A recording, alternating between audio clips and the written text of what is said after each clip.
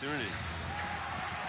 It is another sellout at Conte Forum tonight, 6th of the season for Boston College in their next home game against UMass in a couple of weeks, already announced as a sellout. So it's Aiden Hershuk and Aram Manetian to start a defensive pair for Boston College. Those two have been so good recently, especially last weekend. Manetian, who played 26 minutes Friday night in the win at Agganis Arena, is part of that sweep of Boston University. Andre Gasso plays it in with Oscar Jelvik and Ryan Leonard on this top group for BC. Comes out to Manetian, who walks it along the blue line. Manetian with an aggressive play, tried to get it over to Jelvik. It was tipped through the middle by Lowell, and that's kind of what the Riverhawks do, clogging up the middle so that pass doesn't have a lane to get across. Jelvik was there. That was a great look by Manetian, who you talked about. 26. 3 shots on goal recorded on the power play by Lowell, and this is turned over at center. Drew Fortescue's in. Fortescue for Leonard, he scores!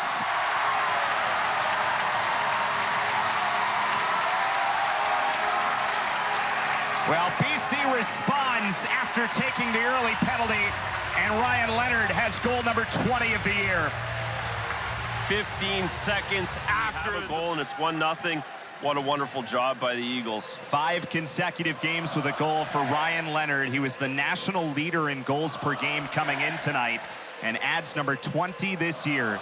So Leonard from Fortescue, and BC has the early lead. And the Eagles so far this year, as that comes back the other way, a nice save by Korek on the opportunity by Jack Varwerk.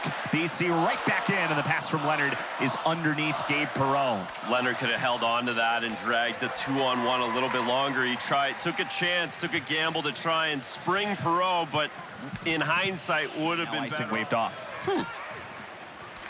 So on we go. Varwerk got a piece, but Ryan Leonard is right there.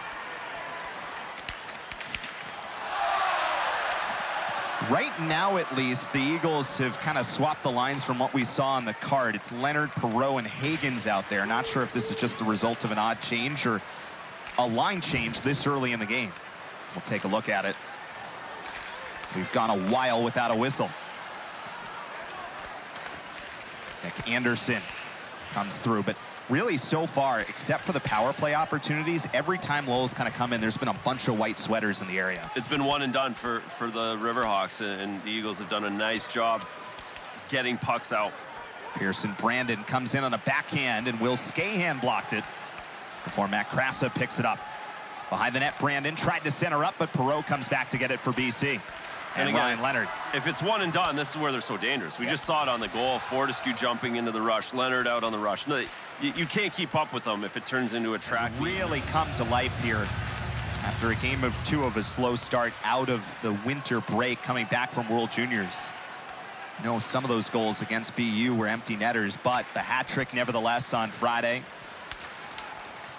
And it's been amazing how many of these goals have been in such key spots. I think that's the thing that stands out more than anything with him this year, more than even the total, as Jan Korek elects to hold. You look at Ryan Leonard's 20 goals this season.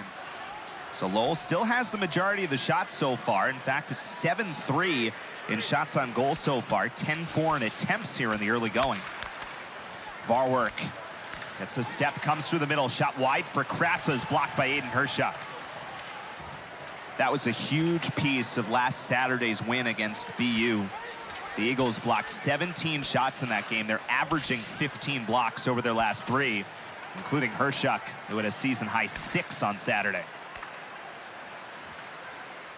Carpentier wide, try to get it to Anderson, but Oscar Jelvik's right there on the blue line. Jelvik moves in for Andre Gasso, tried to give it right back on a floating pass that is centers all the way through for Manetian. Hits Leonard, and his shot is blocked. Pearson Brandon got in the way of a Ryan Leonard snipe. Really important block. I don't think Benny saw any of that Ryan Leonard, and it was tattooed for the top corner. Gasso plays it down for Jelvik. And Gert Silkons forces it out to center. Who's played essentially 99.9% of the games to this point. It's fun to see your teammate get in there and get an opportunity. Some speed through the neutral zone for Lee Parks, and a rolling puck for Jack Collins. Gets pushed to the corner. Parks cycles around for Pearson Brandon. Uh-oh. Here is Ryan Leonard. Leonard all alone, and Leonard is stopped. How about that from Benny Halas? Great job by Ben Halas. I thought he took the bait. Kind of an awkward hit behind the net okay between back there. Berard and Brandon. Legs everywhere. Boy, Brady Berard, 4 goals now for Boston College. All 4 of his goals in the last 7 games. Eagles are really trying to find that center, and UMass-Lowell hasn't done a great job. We saw the goal. Yeah, that's going to be an interference or a trip or Lowell's. Aaron Manetian goes into the boards.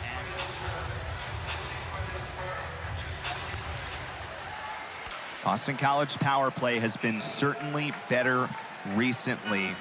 1 for 3, but you've seen the kinds of things you'd want to see watching a power play unit the last couple of games. And typically when you have this much talent, of course it comes, but you just get more practice, more reps, more comfortable, and especially for younger people like these guys are in college still, that they get better as the season goes on. Perreault with a walking start, got it taken away. Good play by Connor Eddy. And reads it all the way down the other end of the ice. Eddy right in front, and Korek has to make a save shorthanded and lost his helmet in the process. Here, already up by 2, Boston College, with 2 minutes to go in this first period and 1:28 of 5-on-3 time. And enough time went off there. This top unit can stay out there for a little bit. Leonard far wall for Lucas Gustafson. Comes across for Higgins. Brandon got a piece of it. The big guys will never go off on a 5-on-3. Yeah. Perreault walks down. His shot looking for a tip in front from Stiga, just missed wide.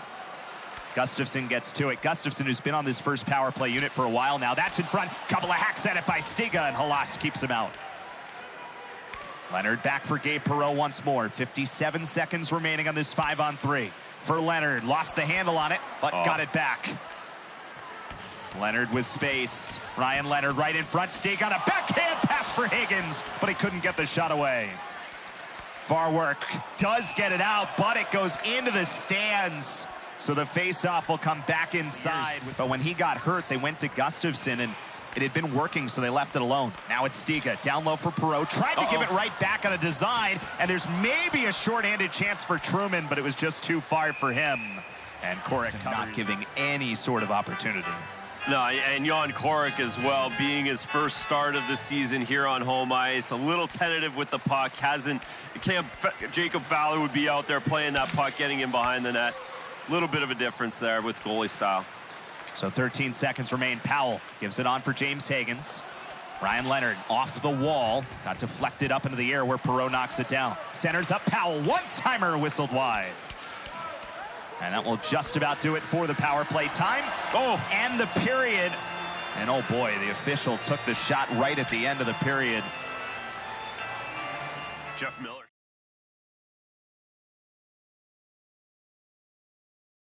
From that kill at the end of the first. Officially, just 1 second remained on the power play time, and now right out of the box comes Connor Eddy. Weird bounce, but it ends up not being in harm's way. And Andre Gasso starts up the middle for Boston College, and his shot missed wide. Ryan Leonard quickly back to it. Tried to cut towards the slot, but immediately taken away by Scout Truman. Lowell's leading scorer this year. And what is just a really balanced attack for UMass-Lowell. 9 guys with 10 points, 9 guys with at least 4 goals. It's actually more than just by comparison Boston College has in either of those 2 categories.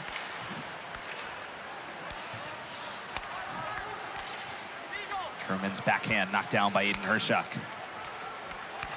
Quickly out to Perreault. In the first round of regionals, I don't know how the math or how the bracket's going to look, but it's just such a wild year in Hockey East, and having the non-conference that they did, like we've talked about numerous times today and last time we worked, it's hard to imagine it changing. They're just going to keep playing each other and taking points off of each other and staying near the top. Jelvik gets to it, and then it's knocked away by Varwerk.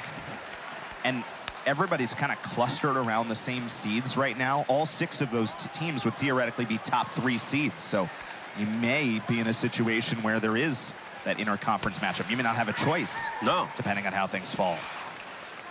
The goal is to avoid that first and foremost, but if a team a league gets in more than 4 teams, sometimes you don't have a choice. That's great passing across, but Jelvik did not end up with the Boston College.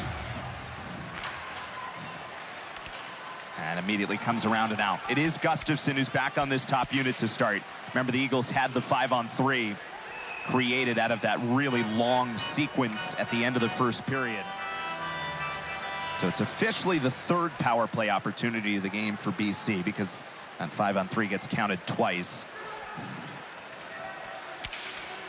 Left at the line, Hagens is there for it. Design play to the corner, but Bookbinder's right there.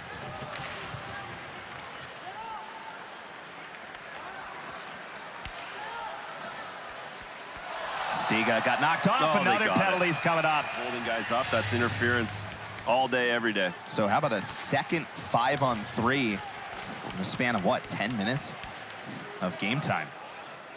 See what Boston College does with this one. And so interesting, on the 5-on-3, Powell goes out there with this top unit. On the 5-on-4, it's been Gustafson the last few games. Perreault gets to it. Now James Hagens far wall. Patient on the 5-on-3. Hagens gives it right back. Perreault comes down low looking for a tip from Stiga. And it deflects out for Eamon Powell. 53 seconds remaining on the 5-on-3 time. Leonard slap pass across. Good touch by Pearson Brandon. Powell once more for Leonard. Tried to get down low. Schweighardt got in the way. Still not cleared out, though, as the Eagles are back on it. Perreault got to it. Comes to Stiga. Open in front. Good glove by Benny. Oh. Perreault had it tipped. Goes back down low for Ryan Leonard. Across for Hagens with 25 seconds remaining on the 5-on-3 time. These have both been extended 5-on-3s. Hagens waits. Ben Meehan got in the way. Yeah, the two separated. There's no 2-on-1s. That's too easy. Hagens has nowhere to go. Lowell knows that, and they're able to close right down along the goal line. No options. Really nice job on the 5-on-3 kill. Powell comes in with speed for Perreault. His pass got knocked off, and again Lowell clears. Oh, this makes any coach nervous when you have 2 5-on-3 opportunities in a 2-0 game and you can't capitalize on both. So now 24 seconds remaining of power play time. Teddy Stiga comes in. Back to the top power play unit, and again it's Gustafson who is the defenseman out there with this 4-forward look. James Hagens starts with Teddy Stiga. That puck was bobbling all the way. Hagens finds his way back to it, and you can see just immediately more aggressive on the kill here from Lowell out of that timeout. Stiga does get to it in behind. And leaves it for Gabe Perreault. All the way across for Hagens. He waits, down low for Ryan Leonard.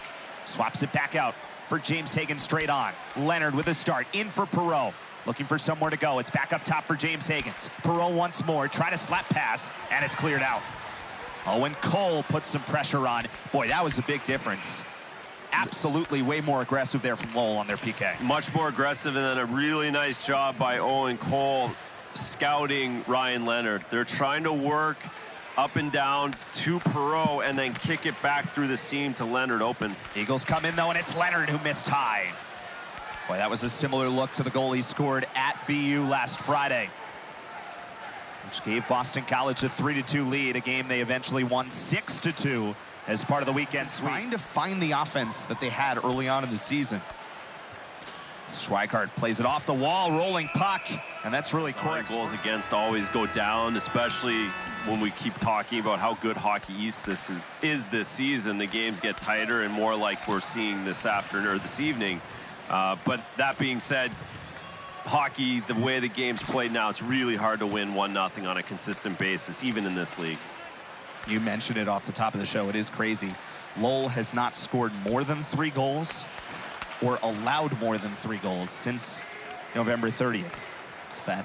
It felt like it was in trouble at the end of the, with 18 minutes through the first period with the 5-on-3 at the end of the first. I thought it might be in trouble, but now we're trending back towards an under 6 goals against in this game tonight. Because of it, so many of these games have been really tight all the way through. Leonard trying to get it behind off the pass from Gasso, but a good play by Ben Meehan, who's been patrolling that back line for Lowell for years now extremely well.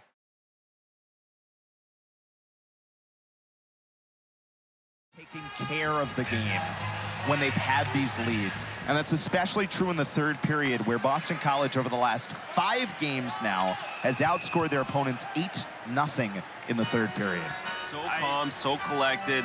They haven't pressed or forced at all in this game. Off a face-off win, Hershuk's one-timer deflected down, but Gasso does get right to it. Leonard, quick try, scores!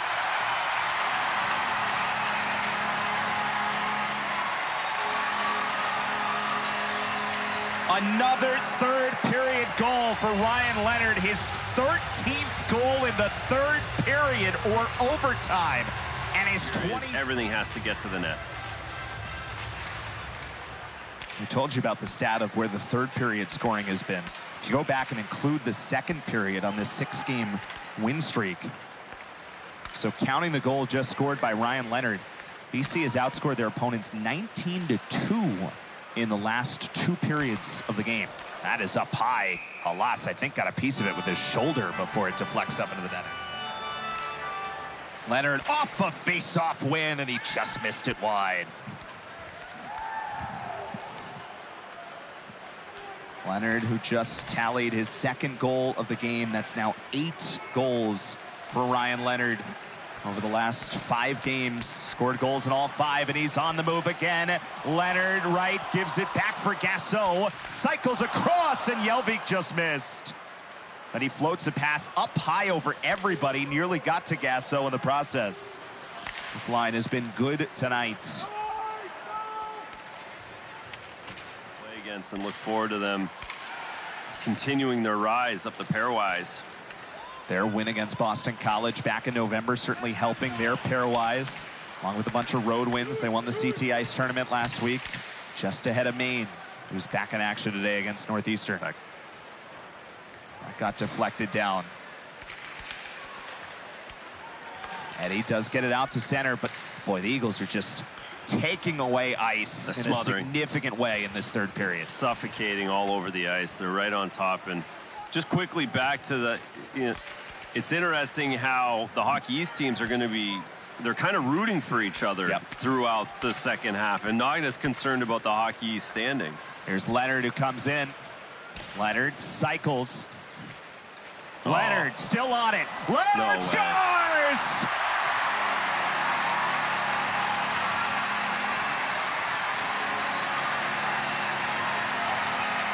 Two hat tricks in 8 days for Ryan Leonard. And that was the nicest goal of those 6, by far. Ridiculous talent, ridiculous. I officially rule out if there's such thing as a broadcaster jinx, because if there was 100% chance of a goal being scored down there. Listen, we can't go through the entire game not talking about that. And I know that's what you kind of wanted to let it go, but it's an impressive stat, and we had to get it out there. Absolutely. Yeah. And I'm a goalie, I'm allowed to do it.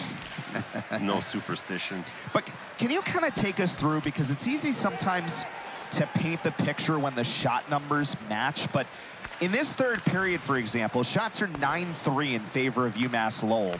Obviously, we understand where the score line is, as Jack Collins comes in towards the net, didn't really have much on it, and Korek controls it. We'll talk about it on the Boston College side. And certainly, I mean, Jan's made a couple good saves. We showed the one off the rush a couple of times, a couple of good seals, but the opportunities from Ryan, they don't have a Ryan Leonard on UMass-Lowell either, and that's a whole different animal as well. Centering try, Brandon missed wide. Decent look that time from the high slot, as Lowell still pushing for their first goal. First time Lowell's allowed 4, by the way, since November 30th. Anderson hacks at it down low, underneath the stick of Manetian, around for Brandon. And Bentley to the far wall. Anderson sets up Delaney. His shot's blocked again by Aram Manetian. That is 16 blocks tonight for Boston College. We told you coming in, they're averaging 50.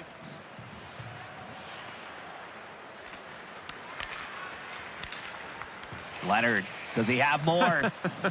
Got in behind Meehan before he was finally pushed off. Never takes a shift off. Again, that competitiveness, the second efforts, big boy hockey.